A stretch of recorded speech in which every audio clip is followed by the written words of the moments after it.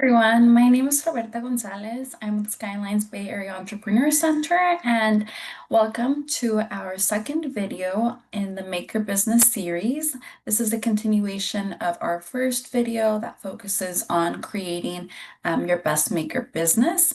And this one is focusing all on identifying your clients. Now, if you haven't already, I recommend that you watch the first video just so that you can get a better sense of where we're going and what we've already discussed. In the first video, we took a look at this model as a way of thinking about what's the foundation of a really strong small business. And just to recap a little bit, at the core of it all of these elements have to work together in order for your business to be successful and sustainable, and for you to also be able to have an income from that business. So, first of all, you have to really love what you're doing, you have to be passionate about it, and you also have to be great at what you're doing. We really focused on those elements in that first video workshop that we have, and we discussed, what your passions are, what you bring, how you came about starting your business, and really describing that in a way that captures the potential client's attention. And today we're going to be focusing on making sure that the community needs the service or the good that we're offering. Because when you're really great at something and you really love what you're doing, you want to make sure that it's something that people are needing. And we want to make sure that we're able to reach the people that are needing our service or that might be interested in our goods and our products. When we're able to do that and really combine what we're good at, what we're skilled at doing, and we're able to make sure that people are actually wanting it, that there's a demand for what we're offering, that's really when we're going to get paid for the service that we're providing, for the goods that we're creating, and all of those combined are what make a successful, sustainable business. Here we have what we like to call a client profile worksheet. And as you're thinking about your business, it's really important to be able to identify who are the people that are most likely going to be interested in my product or in my service and the experience that I'm providing. And of course, we want to make ourselves open and available to the general public, but as someone that owns a small business, you really want to think about who are those types of clients or potential clients going to be, and what are their particular needs, their particular wants.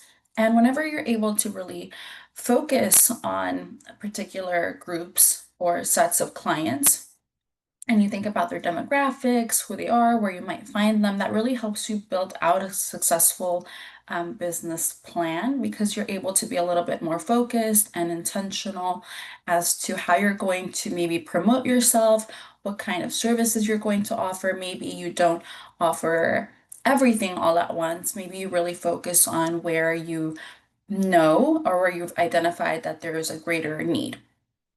So here we have a worksheet. This worksheet will be linked, it's linked to Canva, and it'll be in the description below the video. And here we want to think about the client, or you want to think about a group of clients or potential client group, and what are their wants, what are their needs. So there's a difference there between what they might be wanting and really what's essential. What is it that they're needing? What kind of service or experience are you going to provide them or might they be looking for? And also, what are the products that would most appeal to the products or the goods that would most appeal to this particular client or this particular client group? And if you remember from our first video, we really focused on Casa Hechizos as an example of a small business.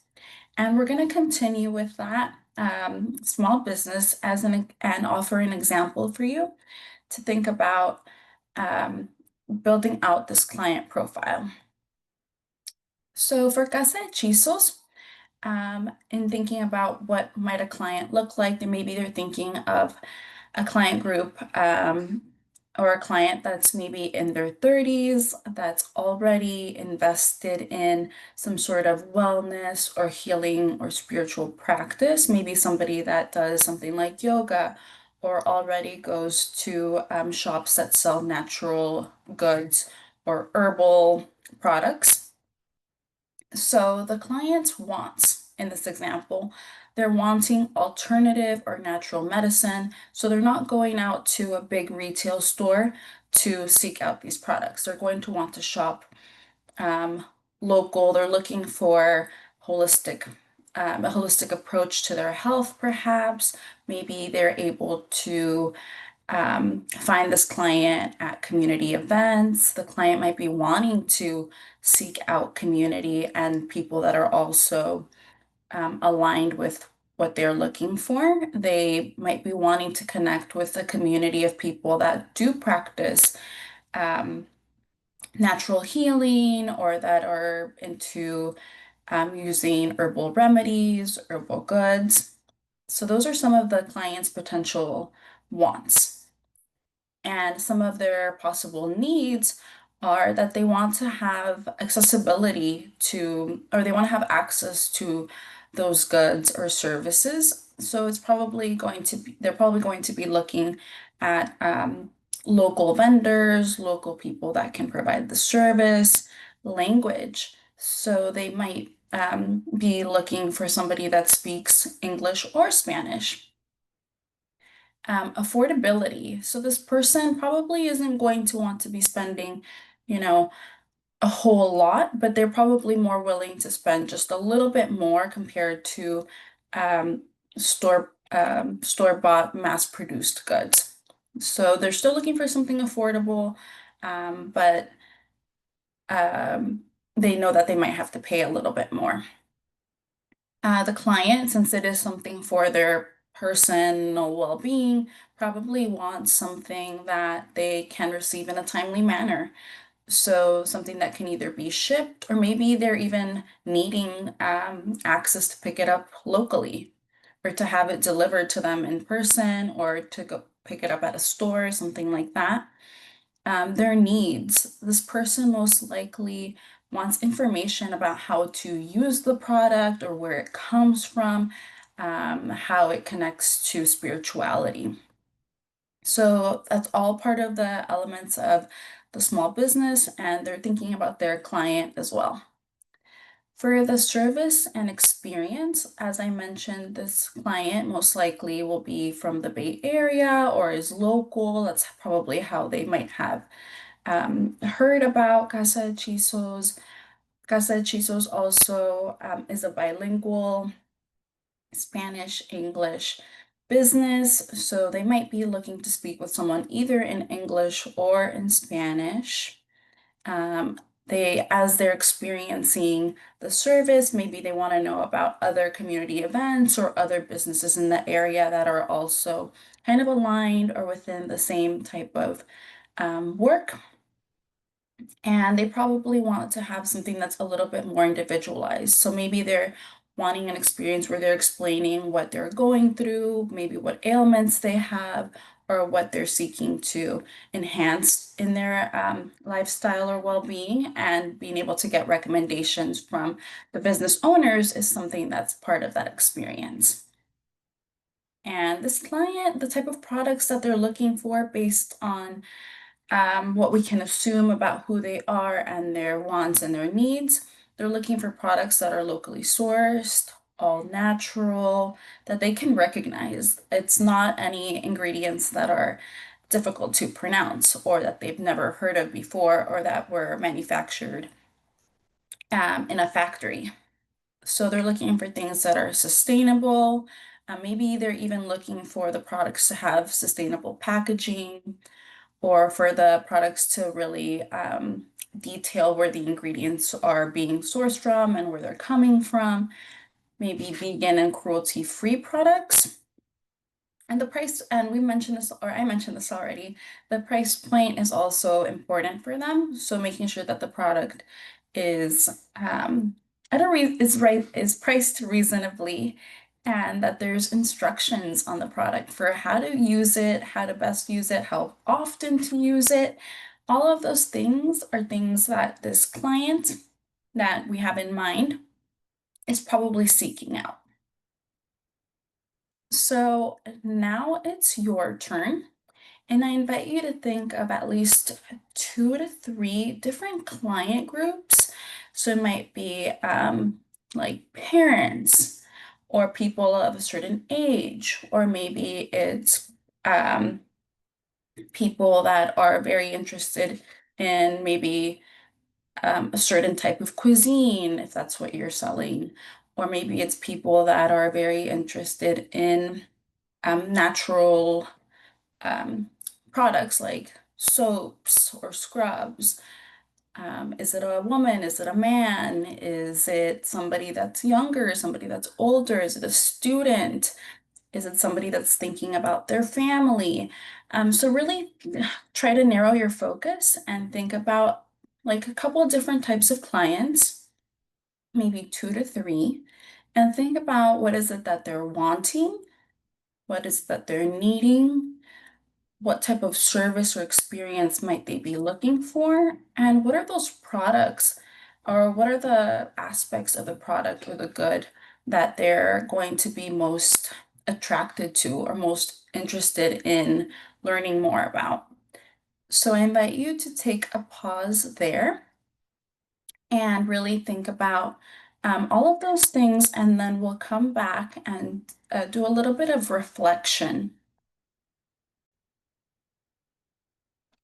Welcome back. Now that you've had some time to go through different client groups or different client types of clients and have completed your worksheets, it's time to really take a look at those worksheets and do a little bit of reflection. And this is an important piece because it really does help you narrow your focus, identify what you're going to do next, and how you might approach promoting your goods to different types of clients. So first think about, do I notice any similarities between my different client groups? Are there any things that align between those different client groups? And what are they? So make a note of that. Also, do I notice any conflicts between my different client groups? So is one type of client group able to pay a lot more than maybe the other type of client group? Is there any big difference between those? Is one client group looking for something that's, really accessible really quickly, and the other one is like, okay, I can wait for, 2 to 3 weeks of shipping. It's not necessarily that they're completely at odds, but are there any like differences that you notice there?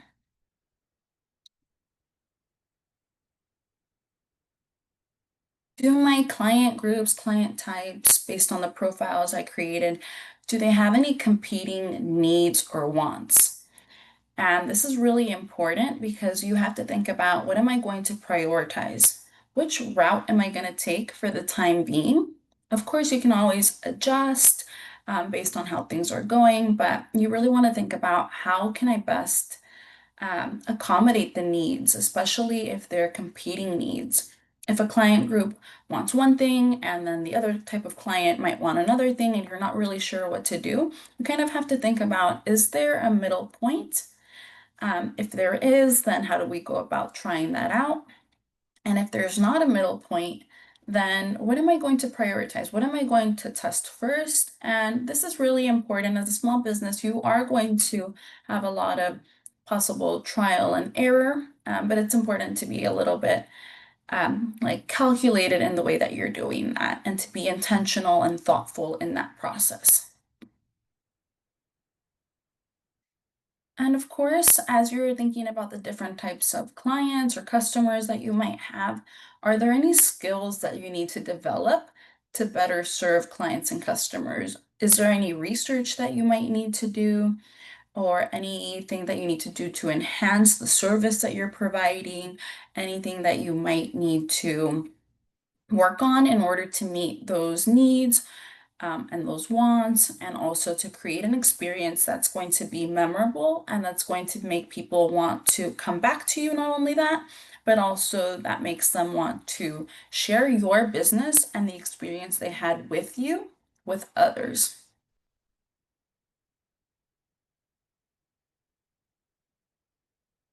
All right, and if you remember, back in our first workshop, we introduced this business canvas, which is basically one way that you can create your own business plan. This template is also available on Canva. And now that you've thought about who your clients are, you want to identify what are maybe 2 to 3 groups of clients that you can best serve or that you want to be able to serve and realistically can at this point in time. So go ahead and fill in that portion of your business plan. And of course, this can always change if you realize, oh, you know what, I can actually serve another type of client a lot better than the one I first initially identified. That's fine. It's all a learning process. And that is all for this video today. Congratulations. You are now one step closer to defining your core business concepts and also identifying your potential clients. Thank you.